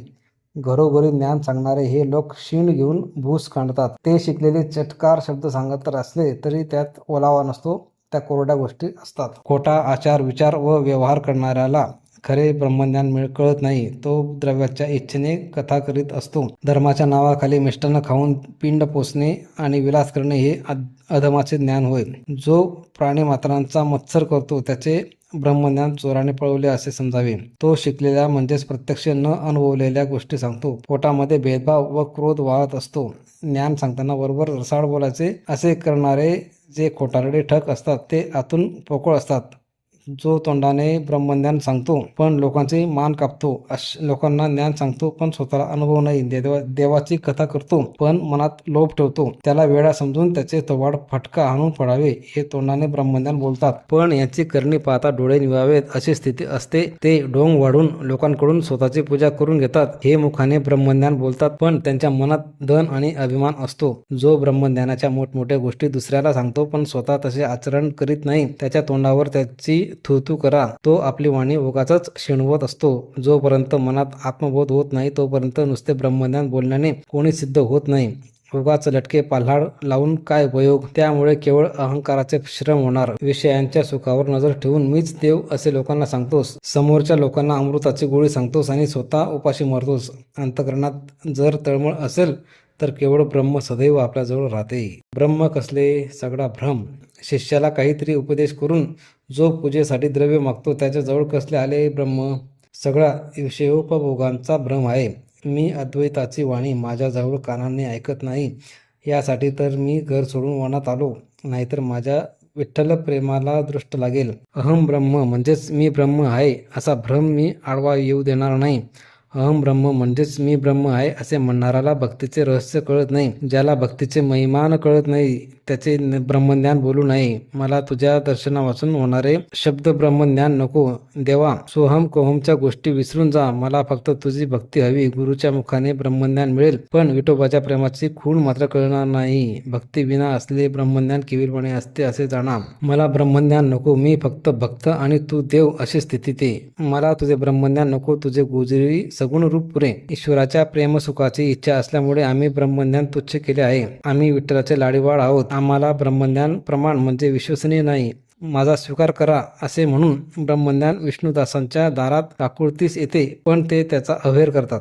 नारायणाची कृपा हेच ब्रह्मज्ञान होय. ज्या गावात हरीचे दास राहतात तेथे घरोघरी ब्रह्मज्ञान असते. सूर्य ज्याप्रमाणे सर्व रस शोषून घेतो पण कुणाच्याही गुणदोषात लिप्त होत नाही, त्याप्रमाणे कुणापासूनही चोरून न राहता सर्वांशी समत्व धरते, तेच शुद्ध ब्रह्मज्ञान होय. तुम्ही त्या ठिकाणी मन सादर करा. सत्य ब्रह्मज्ञान तर असे आहे, मी त्याचा उपदेश करीत आहे. जो शिष्याची सेवा घेत नाही आणि आपल्या देहभावाबद्दल उदासीन अनासक्त असतो त्याचे ज्ञान हेच खरे ब्रह्मज्ञान होय. आसक्ती धरू नये, निश्चळ राहावे आणि ममतेचा मळ लागू देऊ नये. याचे नाव अद्वैत आणि हेच खरे ब्रह्मज्ञान होय. या अनुभवा वाचून बाकीचे केवळ बळबळ होय. इंद्रियांचा जय, वासनेचा क्षय, पण संकल्पावर येऊ न देणे, अंतःकरणात अहंकार येऊ न देणे आणि मनात आनंद भरून टाकणे हे खरे ब्रह्मज्ञान होय. अंतःकरणात गोपाळ स्थिरावला हाच गोड ब्रह्मरस झाला असून आता जन्म सफळ झाला आहे. गोकुळीच्या लोकांना जपतपे न करताच ब्रह्मज्ञान झाले. पांडुरंग माझ्या मुखात ब्रह्मरसाचा घास घालत आहे. अवघा संसार विठ्ठलरूप केल्यामुळे ब्रह्मरूप झाला आहे. संतांना सर्व लोक ब्रह्मरूप असतात. तुकारामांनी ब्रह्मज्ञानाच्या संदर्भात मांडलेले हे विचार इतके स्वयंस्पष्ट आहेत की त्यावर अधिक विवेचन करण्याची आवश्यकता नाही. तुकारामांची विठ्ठल भक्ती म्हणजे वैदिकांचे संकुचित ज्ञानकांड आणि किचकट कर्मकांड यांना त्यांनी दिलेला प्रांजळ पर्याय आहे. एवढे मात्र येथे आवर्जून ध्यानात घेऊया. तुकारामांचे विचार ऐकून तथाकथित ब्रह्मज्ञानाचे पित्त किती खवळले असेल त्याचा अंदाज आपण सहजपणे करू शकतो. तुम्ही करा गटापटा. ज्ञानाचा उपयोग केवळ वादविवादासाठी केल्याबद्दल तुकारामांनी वैदिक पंडितांना दोष दिला आहे. या बाबतीत त्यांनी मांडलेले काही विचार पुढील प्रमाणे आहेत. जोपर्यंत अनुभवाची गोळी चाकलेली नाही तोपर्यंत विधिनिषेध म्हणजे नुसते ऊर फाडणे होय. वाद घालण्यामुळे ब्राह्मण मंडळी वाया गेली आहेत. कर्मकांडात कुशल असलेले लोक विधिनिषेधात गुंतलेले आहेत. वादी वाद घालण्यास प्रवृत्त झाले आहेत. हे बिचारे दंभ विषयोपभोग यांच्यात फसले आहेत. यांनी भूस उपणून काय मिळवले? यांचे दोन्ही लोक हरपले आहेत. दही घुसळून काढलेले ताक पुन्हा घुसळल्यामुळे हाती काय बरे लागणार? वाद घालणाऱ्याला नुसते होय म्हणावे, पण त्याच्या वादात चित्त घालू नये, त्याच्याशी गटापटा करू नये. विठ्ठलाचे नाव घेतले म्हणजे गटापटा करण्याची वा इतर वाटा शोधण्याची गरज नाही. तर्क कुतर्काच्या वाटेने जाणे आणि गटापटा करणे ही नागवण होय. दोन मार्ग फुटल्यावर गुंता झाला हा धीर देणारा मार्ग नसून आड रानात घेऊन जाणारा आहे. गटापटांच्या चर्चेमुळे मन ढवळून निघते आणि क्षीण होतो, म्हणून अशी चर्चा करू नये. गटापटांची खटपट करताना मी दमून गेलो आहे. तुम्ही गटापटाची चर्चा करा, आमच्या वाटेला जाऊ नका. भेदाभेदाची मते मांडून ब्रह्माचे संवाद करणाराशी वाद करण्याचा प्रसंग आमच्यावर आणू नकोस. प्रतिस्पर्ध्याला बळजोरीवर येऊ न देणे हेच वाद करणाऱ्याचे कौशल्य होय. वाद करताना भरपूर धीर धरावा. हे देवा, तो धीर आमच्याकडे आहे. आमच्या पोटात शिरावे, त्याच्या पाया पडून त्याच्या मनाचा अंत लावून घ्यावा आणि अखेरीस आपल्या उत्तराने त्याला गोडीला आणावे. देवा, तू आम्हाला टाकून पुढे जावेस इतके काही आम्ही दुबळे वा आळशी नाही. संतांनी आमच्या हाती वादविवादाचे रहस्य दिले आहे. हे देवा, मी तुझ्याशी वाद करूनच तुझी खरी सेवा करीन. यांचा वाद म्हणजे भूस उपनने. वादविवादाच्या संदर्भात तुकारामांनी व्यक्त केलेल्या या मतांचे थोडे विवेचन आता करूया. वादविवाद करणारे लोक दांभिक आहेत असे तुकाराम म्हणतात. तोंडाने त्यागाच्या गप्पा मारून प्रत्यक्षात सुखोपभोगात अडकलेल्या त्यांच्या काळातील लोकांचे हे वर्णन यथार्थच आहे. या लोकांकडून होणारा वादविवाद पोकळ निष्फळ असतो हा आणखी एक महत्त्वाचा आक्षेप तुकारामांनी घेतला आहे. भूस उपनने वा ताक घुसळणे जसे निष्फळ असते, त्याचप्रमाणे नुसता शब्दच्छल करून वाक्यांचा घोळ घालून केलेली चर्चा मानवी ज्ञानात कसलीही भर घालत नाही, ती केवळ क्षीण आणते आणि म्हणून या चर्चेच्या फंदात पडू नये असे तुकारामांना वाटते. या संदर्भात त्यांनी उपस्थित केलेल्या गटापटाचा मुद्दा जरा समजावून घेऊयात. आपल्याकडच्या दर्शनशास्त्रात आणि विशेषतः न्यायदर्शनात घट म्हणजे घडा आणि पट म्हणजे वस्त्र या दोन पदार्थांचा वारंवार निर्देश होतो. विश्वातील विविध घटनांची चर्चा करताना उदाहरण म्हणून हे दोन पदार्थ घेतले जातात. मानव मर्त्य आहे हा सिद्धांत पटवून देण्यासाठी तर्कशास्त्रात ज्याप्रमाणे सॉक्रेटिस मर्त्य आहे हे विशिष्ट उदाहरण देण्याची पद्धत रूढ झाली आहे, त्याचप्रमाणे न्यायशास्त्रात गटापटांची उदाहरणे दिली जातात. न्यायशास्त्रातील बहुतेक चर्चा क्लिष्ट, वृक्ष, किचकट, गुंतागुंतीच्या असतात. त्यामुळे अशा प्रकारच्या चर्चेने वर्णन, गटापटांची चर्चा, गटपट करणे इत्यादी प्रकारे केले जातात. तुकारामांनी या चर्चेचे केलेले हे वर्णन आजही लागू पडेल अशी स्थिती आहे. नुकताच मी दिल्लीतील एका विद्यापीठात तत्त्वज्ञानावरील एका अभ्यासक्रमासाठी 3 आठवडे राहिलो होतो. काशीच्या अनेक विद्वानांची व्याख्याने तिथे ऐकायला मिळाली. या व्याख्यानांमधून व्यक्त होणारा त्यांचा दर्प, अहंकार, श्रेष्ठत्वाच्या भावनेने इतरांना हिणवण्याचा वा वृथा कलह करण्याचा स्वभाव हे सगळे पाहून मन विषण्ण होऊन गेले. एकदा तर 2 विद्वानांचे व्यासपीठावरील भांडण थांबवताना दोघांच्या मधोमध बसलेल्या कुलगुरूंची एकदा याला आणि एकदा त्याला हात जोडताना अक्षरशः तारांबळ उडाली. न्यायिक म्हणजे न्यायशास्त्राचे विद्वान सोप्या गोष्टी अवघड करून सांगतात हे त्याच वक्त्यांपैकी एकाने प्रामाणिकपणाने सांगून टाकले. घटत्वावच्छिन्न, पटत्वावच्छिन्न अशा इत्यादी प्रकारचे क्लिष्ट शब्द वापरून मोठमोठे समास करायचे आणि एखादा शब्द स्पष्ट उच्चारून बाकीचे शब्द तोंडात पुटायचे अशी त्यांची पद्धत आहे. विद्वानांशी चर्चा करतानाच नव्हे तर विद्यार्थ्यांना शिकवतानाही ते हीच पद्धत वापरतात. काही महत्त्वाची विधाने फळ्यावर लिहिण्याची विनंती त्यांना करा असे मी संयोजकांना म्हटलो असता ते खडूने फळ्यावर लिहिणे कमीपणाचे समजतात असे संयोजकांनी मला सांगितले. दुसऱ्याचे ऐकून न घेता स्वतःचेच खरे मानायचे हा हेकटपणा तर काही जणांमध्ये पराकोटीचा असतो. अर्थात याला अपवादही असतात. घरात एका जागेवर बसून गटापटाची उदाहरणे देणाऱ्यांना घट कसा बनतो, पट कसा विणला जातो हेही माहीत नसते. पण या पदार्थांची उदाहरणे देऊन अवघ्या विश्वाची रहस्य फक्त आपल्यालाच कळलेली आहेत अशी घमंडी त्यांच्या ठिकाणी असते. त्यांच्याकडे प्रयोगशीलता नसते. ते निरीक्षण करायला तयार नसतात. प्रत्यक्ष जीवनाला काहीही स्पर्श नसताना, सर्वसामान्य लोकांच्या सुखदुःखांची थोडी जाण नसताना सगळ्यांच्या जगाचे जन्मस्थिती मरणाचे तत्वज्ञान ते मांडतात. जीवनातील खरेखुरे प्रश्न, जीव घेण्या समस्या यांची कोणतीही जाण त्यांना नसते आणि तरी ते महान तत्वद्वेते म्हणून मिळवतात. अनेक पिढ्यांपूर्वी कोणीतरी मांडलेल्या एका गोष्टीभोवती ते फिरत राहतात. नवी भर सहसा घालत नाहीत. नव्या काळाच्या आव्हानांची त्यांना माहिती नसते. गेल्या 1000 वर्षात न्यायदर्शनात काही नवीन भर पडलेली नाही असे पूर्वोक्त अभ्यासक्रमात व्याख्यान देताना काशीच्याच एका न्यायिकाने सांगितले. ही वस्तुस्थिती आपल्या ज्ञानक्षेत्राच्या दृष्टीने अभिमानास्पद खचितच नव्हे. तुकारामांच्या अवतीभोवती असलेले विद्वानही गटापटाची पोकळ चर्चा करीत होते. तुकारामांनी गटापटाचा अभ्यास केलेला नसल्यामुळे काहीतरी किचकट विधाने त्यांच्यापुढे टाकून त्यांना निरुत्तर केल्याचे खोटे समाधान ते मिळवत असावेत. त्यांना अपमानित करण्याचा प्रयत्न करीत असावेत. म्हणूनच तुकारामांनी त्यांना फटकारले आहे. तुम्ही गटपट करीत बसा. तुमचे गटापटाचे ज्ञान तुम्हालाच लकलाभ असो, पण त्या गटपटाच्या पलीकडे असलेले आणि निर्मळ अंतःकरणामुळे अनुभवाला येणारे पवित्र सत्य तुम्हाला नव्हे तर आम्हाला कळलेले आहे. म्हणून तुम्ही आमच्या वाट्याला जाऊ नका. आमच्या बरोबरचा संघर्ष तुम्हाला परवडणार नाही असा इशारा त्यांनी त्यांना दिला आहे. अर्थात गटपटाच्या चर्चेचा तिटकारा करताना सौजन्याने, प्रेमाने, विनयाने, जिज्ञासेने चर्चा करावी तेही त्यांनी सांगितले आहे. शिवाय वैदिक पंडितांबरोबर गटपटाची चर्चा करायचे नाकारले तरी हृदयाचा संवाद हे ज्याचे स्वरूप असते असा वादविवाद ईश्वराशी करण्याची मात्र त्यांची तयारी होती. अक्षर घोकण्याचा अधिकार नाही. वेदांचा अधिकार देणे अथवा न देणे हा वैदिकांच्या हातामधील एक अत्यंत प्रभावी असे हत्यार होते. या अधिकाराच्या संदर्भात तुकारामांनी वेगवेगळ्या अभंगात पुढील विचार मांडल्याचे आढळते. वेदांचे पाठांतर करणाऱ्यांना वेदांचा सखोल आशय कळत नाही आणि इतर लोकांना वेदांचा अधिकार नाही. आम्ही वेद आणि आगमासारख्या शास्त्रांचे भेद काय जाणणार? आम्हाला कुठलाच अधिकार नाही. आम्ही रानवट आहोत. आम्ही मनामध्ये, चिंतनामध्ये तुझे रूप धरून राहिलो आहोत. हे नारायणा, तुम्ही या दिनाची उपेक्षा करू नये. मी आगमाचे भेद काय जाणणार? मी चिंतनामध्ये काळ घालवित आहे. मला वेदांचे अक्षर घोकण्याचा अधिकार नाही. मी धर्मशास्त्र जाणणारा पंडित, वेद वगैरे वाचक वा जातीने शुद्ध नाही. मला दुसरा आधार नाही. मग मी कोणाच्या आधारे विचार करू? कोण बरे माझ्या देवाला धीर देईल? कलियुगामध्ये शास्त्र वगैरे जाणणारे खूप कुशल लोक झाले असून तुझे गुण गाऊ लागलो असतात ते माझा छळ करतील. माझा असा काय लौकिक मोठेपणा आहे? मी तर फार वाया गेलेलो आहे. ज्यांना कोणताच अधिकार नाही त्या लोकांचे जीवन वाया गेले. ईश्वराचे चिंतन करणे हे सोपे रहस्य त्याने ऐकावे, त्यासाठी श्रम लागत नाहीत. आता मी येथे अनन्य अधिकार कसा होईन हे कळत नाही. ज्यांना वेद ऐकण्याचा अधिकार नाही अशा यतिहीन लोकांना पांडुरंगाचे वैकुंठचे पद दिले आहे. मी वेदातील कुत्सित भाग जाणत नाही. मी स्तंभन, मोहन, उच्चाटन जाणत नाही. तुकारामांचे हे विचार नीट समजण्यासाठी वेदांच्या अधिकाराच्या बाबतीत धर्मशास्त्रांची भूमिका काय आहे ते जाणून घेणे आवश्यक आहे. धर्मशास्त्रांच्या मते शूद्राला वेदांचा अधिकार नसतो. धर्मशास्त्रे असेही सांगतात की कलियुगात सर्व ब्राह्मणेतर हे शूद्र आहेत. याचा अर्थ कोणालाही ब्राह्मणेतरांना वेदांचा अधिकार नाही. हे धर्मशास्त्राच्या नियमानुसार शूद्राला वेद ऐकण्याचाही अधिकार नव्हता. मग त्याने वेद उच्चारण्याचा तर प्रश्नच नव्हता. त्याला वेद शिकण्याचाही अधिकार नव्हता. मग त्याने कोणाला तो शिकवण्याचा प्रश्नच नव्हता. बहुतेक सर्व धर्मशास्त्रे ही गोष्ट वारंवार सांगत असल्याचे दिसते. उपनयन व मुंज हे वेद विद्येमध्ये प्रवेशाचे द्वार मानले जाते. शूद्राला उपनयनाचाच अधिकार नसल्यामुळे त्याला वेदाचे ज्ञान होण्याची शक्यताच नव्हती. त्याचे बाकीचे संस्कार वेदमंत्राविनाच करावेत असा नियम होता.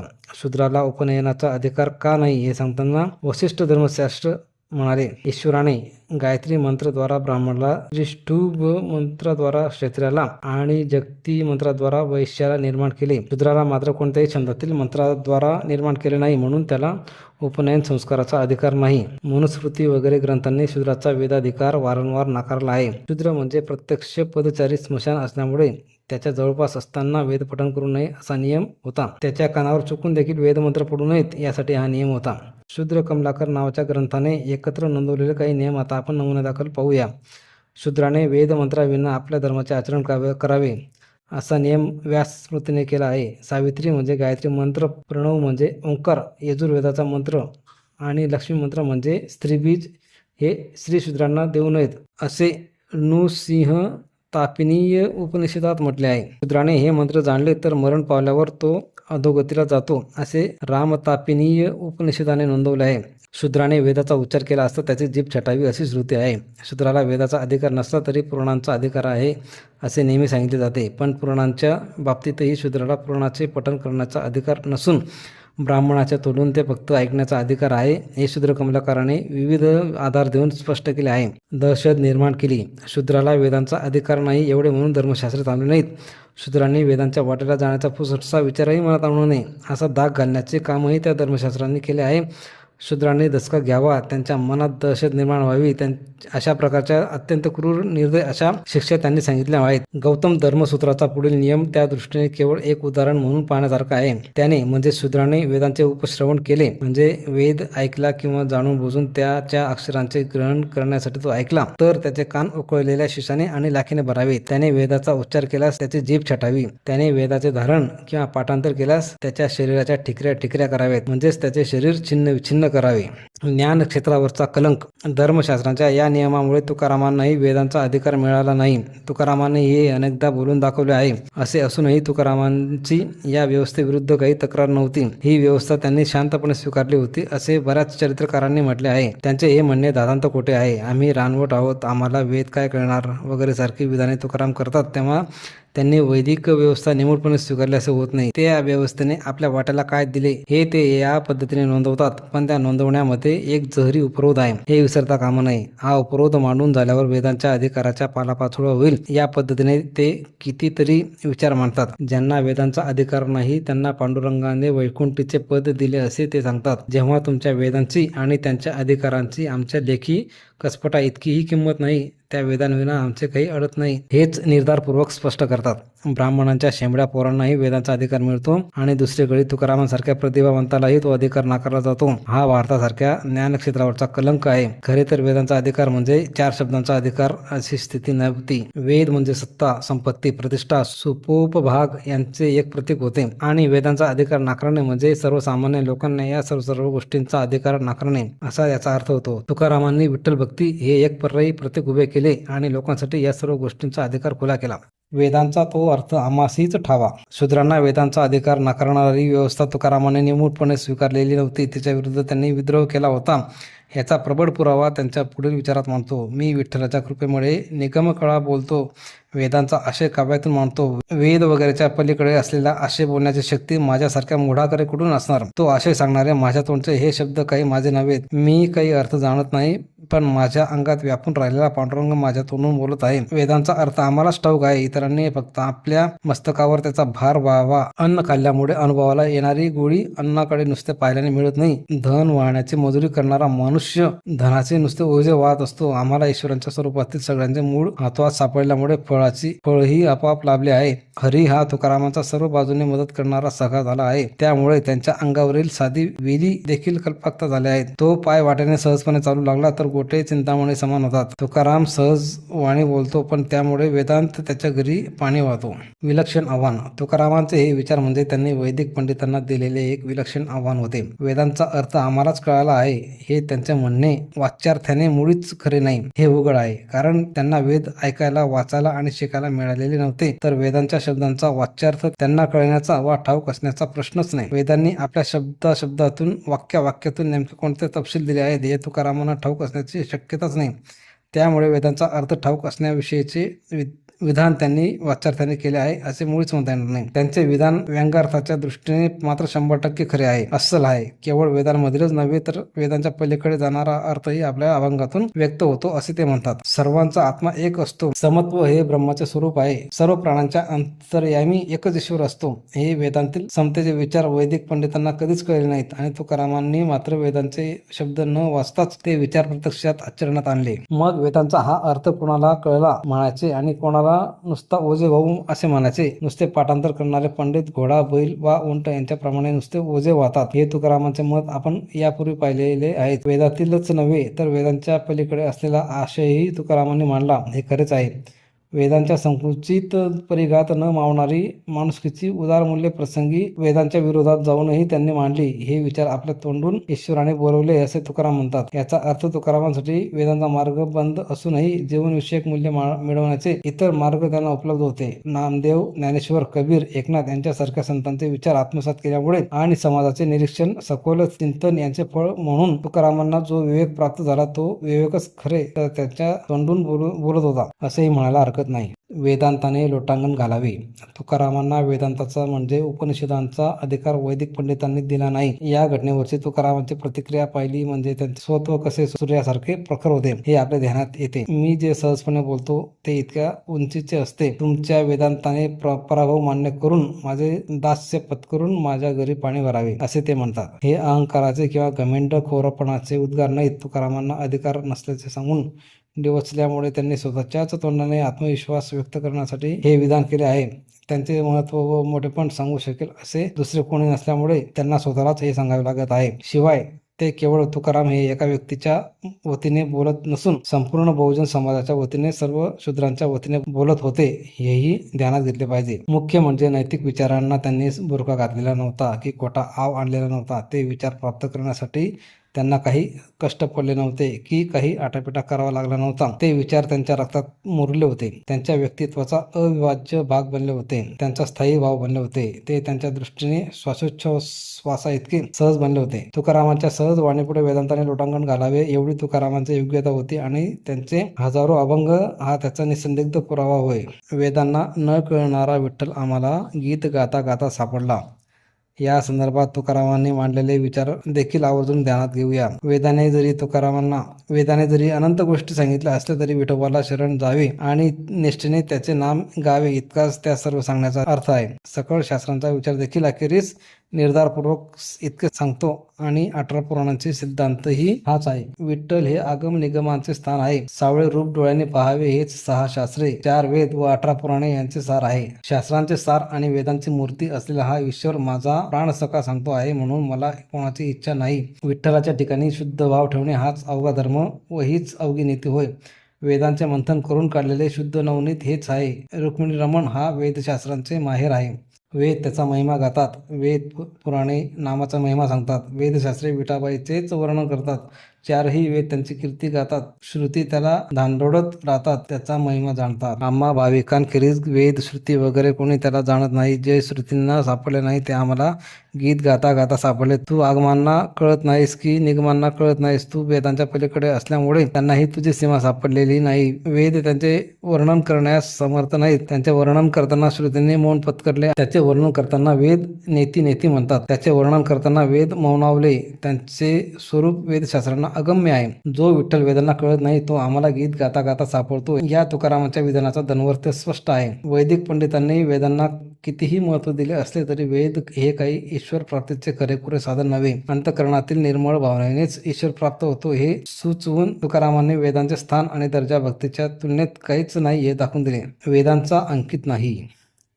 तुकारामांच्या वेदविषयक भूमिकेचा चरमोत्कर्ष समाजाच्या दृष्टीने त्यांचे पुढील विचार लक्षणीय आहेत. वेदांना अहंभाव आहे. वेद वाचण्याची गरज नाही की शास्त्रांचा बोध करून घेण्याची गरज नाही. नामाचे प्रबंध पाठ करा. वेदरूपी वनात शोध घेऊ नका. तो शीण करू नका. त्यापेक्षा गवळ्यांच्या घरी या. तेथे देवाला दाव्याने बांधले आहे. तुम्हाला मार्गाची रहस्य न कळल्यामुळे तुम्ही भ्रमाने पीडित झाला आहात. तुम्ही माया आणि अहंकार यांचा भार टाकून द्या.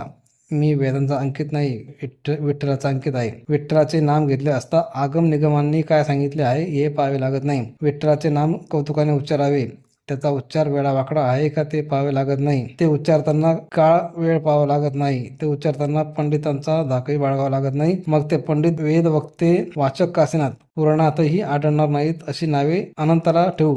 जे आपल्या शरीरातील धातू पुसून इतरांना उपदेश करतात आणि ज्यांच्या अंतःकरणात प्रेमाचा लवलेश नसतो अशा ज्ञानी लोकांना मी मानत नाही. अशा पंडितांना मी मानत नाही. अरे या गबाळाच्या ग्रंथांमध्ये सदैव का बरं पडता? मिथ्या भेदभाव का बरे वागवता? पापामुळे सत्याचे वाटोळे झाले आहे. दोष बळवंत झाले आहेत. नित्य अस्तित्वात नसल्यासारखे झाले आहे. मेघ पाऊस पडायला भीत आहे. पृथ्वीने पिके देणे थांबवले आहे. वेदांमध्ये काही वीर्य शक्ती नाही. बौद्धिक व मानसिक स्वातंत्र्याचा उद्घोष. मी वेदवक्त्या पंडितांना मानत व भीत नाही आणि मी वेदांचा अंकित नाही. ही तुकारामांची घोषणा म्हणजे भारताच्या सामाजिक इतिहासातील बौद्धिक व मानसिक स्वातंत्र्यावरचा उद्घोष होय. या देशातील वैदिक अनुयायांनी येथील विशाल बहुजन समाजाला वेद नावाच्या तुरुंगात कैद केले होते. त्याला स्वतंत्रपणे विचार करण्याचे बोलण्याचे स्वातंत्र्य नव्हते. जणू काही त्याच्या रक्ताच्या प्रवाहावर, श्वासाच्या गतीवर किंबहुना जीवनाच्या अस्तित्वावरच गुलामगिरी लादली होती. वेद सांगतील तो त्यांचा धर्म, ती त्यांची नीती आणि तेच त्यांचे कर्तव्य बनले होते. याचा व्यवहारातील अर्थ तर आणखी क्रूर आणि कुटील होता. वेदांच्या नावावर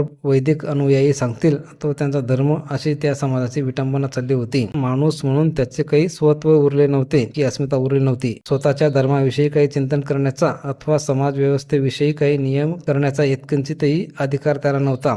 या तुरुंगात त्याचे माणूसपण हरवले होते, गुदमरले होते. या तुरुंगात असताना त्याने थोडीशी वळवळ वा चळवळ केली तरी त्याची ससे होलपट केली जात होती. त्याला कायमचा धडा शिकवला जात होता. वेदांविषयीचे नियम मोडले असता दिल्या जाणाऱ्या शिक्षांची क्रूरता आणि अनुभवता पाहिले असता हे सहजपणे ध्यानात येते. निर्भयपणे शड्डू ठोकला. प्राचीन काळी चार्वाकांनी या तुरुंगाच्या भिंतींना आदरे दिले होते, पण वैदिकांनी त्यांना बदनाम करून माणसातून उठवले. गौतम बुद्धांनी वेद नाकारले होते, पण नाना प्रकारच्या प्रयुक्त्या करून वैदिकांनी त्यांचे विचार संपवले. पुढेही अनेकांनी बंडे केली, पण ती कौशल्याने वा क्रूरपणे मोडली. चक्रधरांचा शिरच्छेद केला. ज्ञानेश्वर एकनाथांची विटंबना केली. वैदिकांच्या या तुरुंगातून मुक्त होण्यासाठी संवेदनशील मनाचे तुकारामही निर्भयपणे शेडू टोकून उभे राहिले आणि मी तुमच्या वेदांचा अंकित नाही आणि वेदांच्या जोरावर मिजाशीत वावरणाऱ्या पंडितांना मी पंडित मानत नाही असे जाहीरपणे गरजू लागले. वैदिक पंडितांनी अर्थ न जाणता केलेली कोकमपट्टी, त्यांनी अनुभवाच्या अभावी केलेली पोकळ बडबड, त्यांची आचारहीनता, त्यांच्या मनातील संपत्तीचा मोह, त्यांची भोगलंपटता, त्यांचा घमंडखोरपणा, त्यांनी मारलेल्या ब्रह्मज्ञानाच्या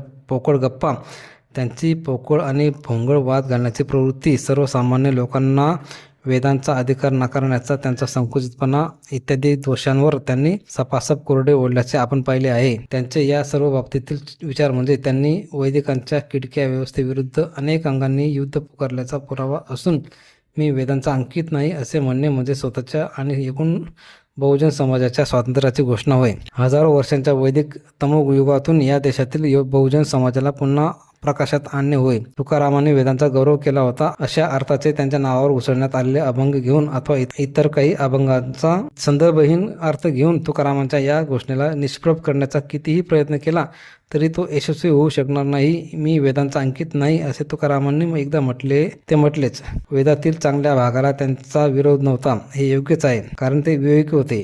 वेदात काही चांगला भाग जरूर आहे, पण वैदिक अनुयायांनी स्वतःच्या आचरणाने त्या वेदोगांच्या या स्वरूपापेक्षाही अधिक बदनाम केले. त्याला दुसरे कोण काय करणार. मुख्य मुद्दा हा की मी वेदांचा अंकित नाही हे म्हणणे म्हणजे चिकित्सा करण्याचा, नवनिर्मिती करण्याचा स्वतःचा अधिकार प्रस्थापित करणे होय. तुकारामांनी नेमके हेच केले. धर्माविषयी, संस्कृतीविषयी, समाजाविषयी मला जे काही नवे गवसले आहे ते मी सांगणार, जे जुने खुपले आहे ते मी छाटून टाकणार. कोणा वैदिक पंडिताला वा कोणा शास्त्रग्रंथाला भिवून मी माझे वाणी बंद करणार नाही असा निर्धार त्यांनी या निर्णयातून व्यक्त होतो. त्यांचे शब्द हे शस्त्रही आणि नव्या रचनेची वीटही. आमच्या घरी शब्दाचीच शस्त्रे आहेत असे तुकारामांनी उगाच म्हटले नाही. त्यांना एक स्वातंत्र्य युद्ध लढायचे होते आणि त्यांनी वापरलेला प्रत्येक शब्द म्हणजे या युद्धात त्यांनी केलेला एकेका शस्त्राचा वार होता. पण त्याबरोबरच त्यांचा एक एक शब्द म्हणजे समाजाच्या नव्या रचनेसाठी काळजीपूर्वक ठेवलेली एक एक वीटही होती. एक कपटी व्यवस्था मोडायची आणि दुसरी मधुर रसाळ व्यवस्था उभी करायची असा त्यांचा प्रयत्न होता. तुकारामांनी वैदिक पंडितांवर ओढलेले कोरडे हा काही व्यक्तिगत लहरीचा वा सुडाचा भाग नव्हता. हा काही वेडेपणा नव्हता की त्याच्या मागे निरुद्देश विध्वंसकता नव्हती. आपला सर्व समाज विविध अंगांनी मोहरून यावा आणि त्या मोहरातून टपोरी फळे रसरसून यावीत, बहरावीत यासाठी तुकारामांनी केलेले एक निर्भय, आचरणाभिमुख आणि परिपक्व चिंतन त्यांच्या या सर्व धडपडीमागे होते, यात शंका नाही. वैदिकांच्या मनात संतापाच्या ज्वाळा. ज्याने मान खाली घालून निमूटपणे आपली आज्ञा पाळली पाहिजे अशा एका शूद्राने केलेल्या या विद्रोहामुळे, टीकेच्या भडीमारामुळे वैदिक पंडितांच्या तळपायाची आग मस्तकाला गेली असेल हे सांगण्याचीही आवश्यकता नाही. ज्यांनी किमान 2,500-3,000 हजार वर्षे सर्वंकष सत्ता भोगली होती त्यांना ही भाषा पचवणे फार जड गेले असणार. ज्यांच्या नैतिकतेच्या जाणीवा स्वतःला पृथ्वीवरचे देव मानण्या इतक्या आणि स्वतःचा शब्द हेच अंतिम सत्य असल्याचे मानण्या इतके ऱ्हास पावल्या होत्या, त्यांच्या दृष्टीने हे सगळे सहनशक्तीच्या पलीकडचे असणार. तुकारामांविषयी त्यांच्या मनात द्वेषाचा, तिरस्काराचा आणि संतापाच्या ज्वाळा उफाळून आल्या असणार. खरे तर तुकारामांचे वर्तन बहुजन समाजाला जागृत करेल, विचारी बनवेल आणि त्यामुळे आपले हितसंबंध, सुखोपभोग, प्रतिष्ठा यांच्यावर गंडांतर येईल या भावनेने त्यांच्या मनात संताप आला होता. परंतु तसे दाखवणे हे व्यावहारिकदृष्ट्या सोयीचे नसल्यामुळे त्याला धार्मिक कारणाचे आवरण घालण्यात आले. तुकाराम धर्म बुडवत आहेत, धर्मद्रोह करीत आहेत, पाखंड माजवत आहेत अशी त्यांच्या विरोधात हाकाडी सुरू करण्यात आली. धर्माचे रक्षण करण्यासाठी तुकारामांचे हे पाखंड मोडून काढले पाहिजे, त्यांचे भजन कीर्तन थांबवले पाहिजे, अभंग लेखन बंद पाडले पाहिजे आणि हे सगळे वेदांच्या धर्माच्या रक्षणासाठी, वैदिक मार्गाच्या रक्षणासाठी केले पाहिजे असा निर्णय वैदिक पंडितांनी घेतला. या निर्णयानंतर तुकारामांचे तोंड बंद करण्यासाठी त्यांनी अनेक गोष्टी केल्या. त्यापैकी एक महत्त्वाची गोष्ट म्हणजे तुकारामांवर भरण्यात आलेला खटला. या सर्व गोष्टींचे आणि खटल्याचेही अधिक विवेचन पुढे एका प्रकरणात करावयाचे आहे. येथे त्या खटल्याच्या वेदांशी संबंधित असलेला भाग प्रस्तुत असल्यामुळे त्याचे थोडे विवेचन करूया. कवित्व न मांडण्याचा आदेश. तुकारामांवर हा खटला भरताना त्यांच्यावर ठेवण्यात आलेला पहिला आणि सर्वात महत्त्वाचा आरोप वेदांच्या संदर्भातील होता. रामेश्वर भट नावाच्या ब्राह्मणाने दिवाणात भीड खर्चून म्हणजे न्यायालयात आपले वजन वापरून तुकारामांविरुद्ध तक्रार नोंदवली असे महिपतीने म्हटले आहे. तुका निश्चितच शूद्र जातीचा असूनही तो आपल्या तोंडून श्रुती मतितार्थ बोलतो, म्हणजेच वेदांचे सार म्हणता येईल अशा प्रकारची वचने बोलतो असा रामेश्वर भट्टचा आरोप असल्याचेही महिपतीने तेथे सांगितले आहे. रामेश्वर भट्टांनी फिर्यादीत उतरल्याचे समजल्यावर तुकाराम त्याला भेटले आणि त्या भेटीच्या वेळी रामेश्वर भट्टांनी आपले आरोप प्रत्यक्ष तुकारामांनाच ऐकवले असे म्हणतात. रामेश्वर भट्टाचे म्हणणे पांगारकरांच्या भाषेत पुढील प्रमाणे आहे. तुझ्या अभंगात श्रुत्यर्थ उमटत आहेत व तू शुद्ध असल्यामुळे तुला श्रुत्यर्थ बोलण्याचा अधिकार नाही. तुझी वाणी शास्त्राविरुद्ध असल्यामुळे श्रोता वक्त्यास नरक गती देणारे आहे, म्हणून तू आजपासून कवित्व करू नकोस. खटला म्हणजे वैदिकांची आक्रमक चढाई. वैदिक पंडितांनी तुकारामांवर भरलेला हा खटला म्हणजे तुकारामांबरोबर चाललेल्या युद्धात त्यांनी मारलेली जोरदार मुसंडी होती, आक्रमक चढाई होती. हा खटला आणि तुकारामांवर ठेवण्यात आलेले सर्वच आरोप यांचे अधिक विवेचन आपण पुढे एका प्रकरणात करणार आहोत. तुकारामांच्या वेदविषयक भूमिकेचे प्रस्तुत प्रकरण संपवताना आपण एवढेच ध्यानात ठेवायचे की तुकारामांनी वेद आणि वैदिक पंडित यांच्यावर जे तिखट हल्ले केले त्याचे प्रत्यक्ष फळ त्यांना या खटल्याच्या रूपाने मिळाले. पण तुकाराम केवळ वेदांवर हल्ला करून थांबले नाहीत, त्यांनी वैदिक मार्गातील इतरही अनेक गोष्टींवर हल्ला केला. त्यांनी वर्ण व्यवस्थेवर केलेल्या अशा प्रकारच्या हल्ल्याचे थोडे विवेचन आता पुढच्या प्रकरणात करूया. धन्यवाद. दुसरा भाग समाप्त. भेटूया तिसऱ्या भागात. तिसऱ्या भागाचे नाव आहे येथे कूळ येथे अप्रमाण.